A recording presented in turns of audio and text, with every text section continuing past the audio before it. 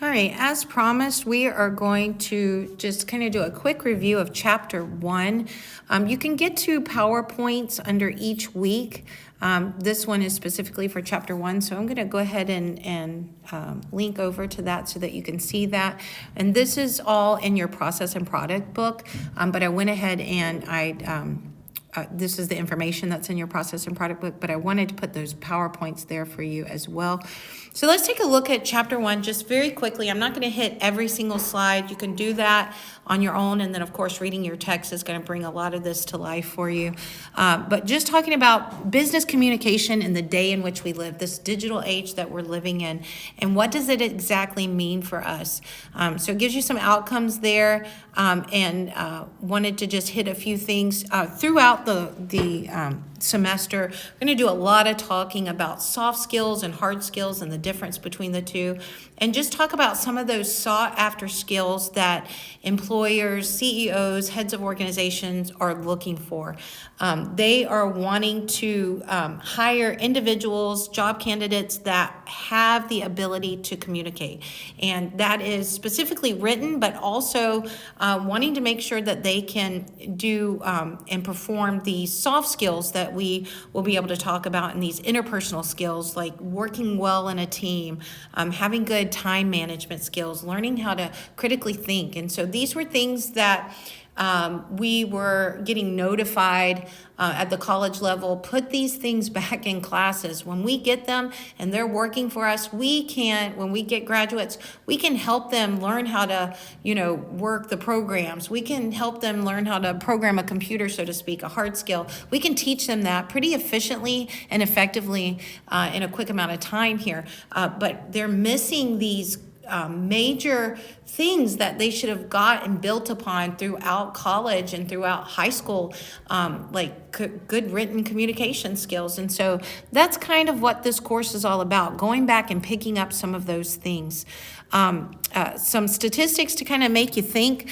This first one says your ticket to work. So it has become definitely a sifter. So when you go in and you apply and you go in for an interview, they are looking for that job candidate that can show that they know how to communicate, that not just written, but also orally, and how they present themselves in that interview and how well they communicate.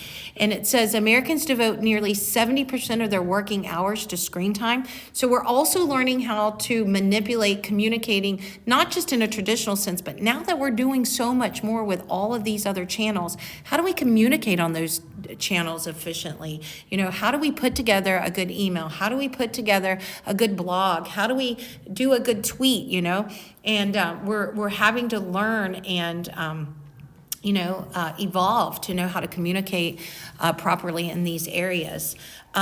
Poorly developed written skills can really hurt your career. It can leave you kind of sitting where everybody else you feel like is moving on, but you feel like, I'm not progressing, I'm not getting moved up, I'm not going up any further in this particular area or in this particular organization or company. And it may be because they've noticed that your writing skills just aren't where they need to be.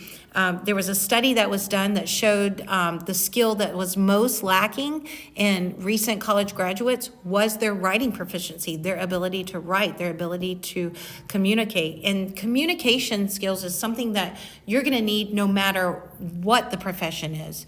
And so those are things that we're looking at here in chapter 1, just kind of setting that foundation for the need and the importance of communication. Lots of great graphics in this particular PowerPoint and in that first chapter, just showing you that timeline and how technology, including social media, how that has evolved, and how more and more users are, and which means then in turn companies and businesses are utilizing technology. And things that we're going to be talking about for this particular course, we're going to be talking about writing an effective email, how to use our mobile device, and how to write what we would call short positive messages in a great way, as well as we're going to be doing that APA paper that I mentioned in the other video.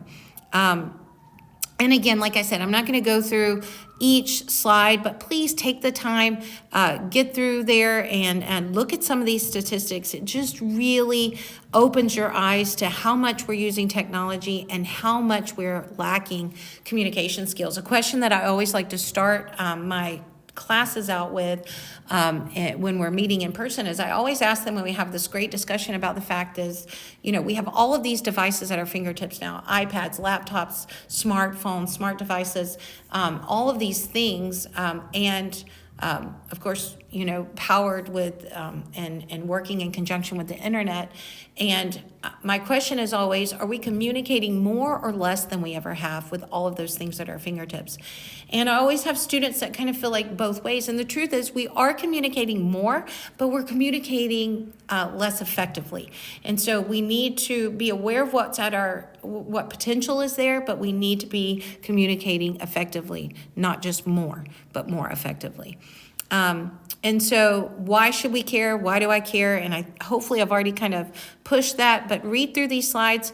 It's because new hires, they're not ready. They're not workplace ready when we're looking at their reasoning skills, when we're looking at their critical thinking ability, when we're looking at their ability to make good decisions and solve complex problems. That is just not there. So we have to kind of take a step back and learn through these chapters. Okay, how do I work well with a team? How do I problem solve? And those types of things are going to be in these first couple of chapters that you're going to see here in your text. So it goes through some good problem solving there in chapter 1, kind of gives you a few diagrams to look at and how to effectively do that. Also talks about, things that they're looking for. And I don't want to just be redundant, but again, real world application, critical thinking, being self-motivated, those types of things that they're looking for. Again, a number of great images to look at and be able to see here that kind of show you that in an infographic, all in a one-stop place right here. Those types of things they're looking for. They're 83% of them are looking for people with better problem-solving skills. That's what they're seeking. They're looking for leadership skills. They're looking for good written communication skills. They're looking for people that have the ability to work in a team. And so hopefully you're getting the point. That's the foundation that this chapter is trying to kind of lay here for you guys. And it's that there is a need for communication skills and so many other interpersonal and soft skills that can be beefed up and really tapped into. And then it moves on and talks a lot about trends and challenges that are facing our workplace, and the fact that, nowadays we can have mobile offices. We can be available and expected to do our jobs 24/7, 365 days a week and be available all that time. It's really hard now to turn work off 8 to 5, and then once we leave those doors at the office at 5, many of us don't have doors in our office anymore. We literally are working on the go or at our homes. And so where is that line? Where do we draw that line? Where do we shut that down? Where do we shut it off?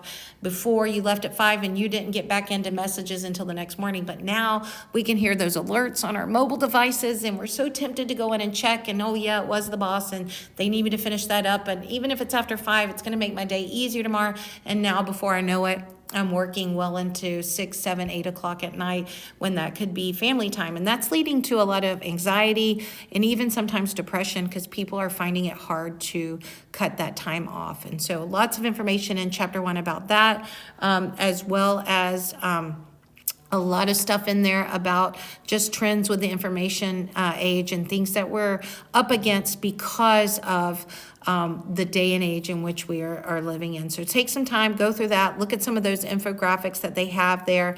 And then this last section that I want to just hit really quick about the use of all of our mobile devices, our smart devices. But when we're talking about all those channels, we need to think about which is the best channel for that? Which is the richest channel? When I'm trying to figure out how am I gonna, I need to communicate, what channel do I pick? Do I go in and do this face-to-face? Do I do an email for this? How about a phone call for this? Do I get on and do a tweet? How do I know which channel is going to be best? And so there is a great infographic that's here in figure 1.9 that kind of goes from the richest, which is always going to be face-to-face. So when I'm giving out negative information, or I'm having to persuade someone, or if I'm maybe trying to,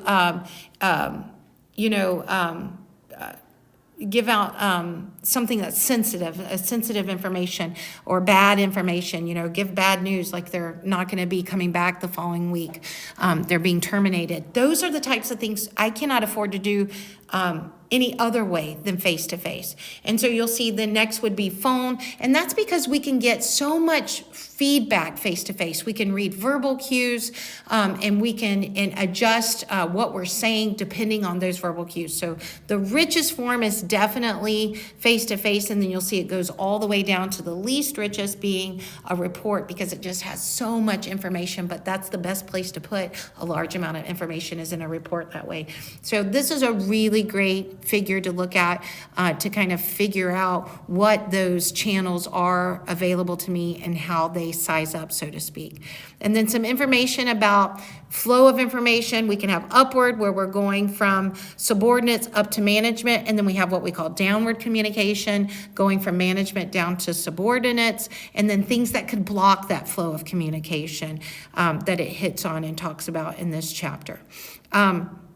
And then the last little section about ethics, and we need honesty, we need fairness, we need people taking responsibility, and we're seeing that some of that is gone by the wayside. So more than ever, we need people to step up, understand what good ethics are, define those things, and then let people move in that. Let them show these wonderful standards of right and wrong that they can display in the workplace. And so that's what that last half, or last little piece of the chapter is about, just abiding by laws, abiding by rules, abiding by regulations that are set forth by our organizations, learning how important it is to tell the truth, not to just capitalize on our opinions, knowing the difference between an opinion and an actual fact, and not trying to persuade someone like our opinion is fact.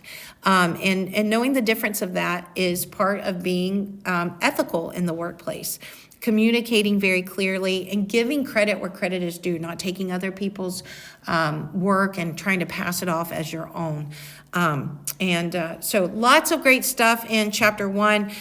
Take time, read through it, give yourself some time to kind of look through that PowerPoint. Hopefully the videos help to kind of pull out some of those more important things. Again, if there's any questions on chapter 1, please reach out to me, text, call, or email. I'm happy to help, or Zoom if you need a little more instruction on any of the points that were made in chapter 1.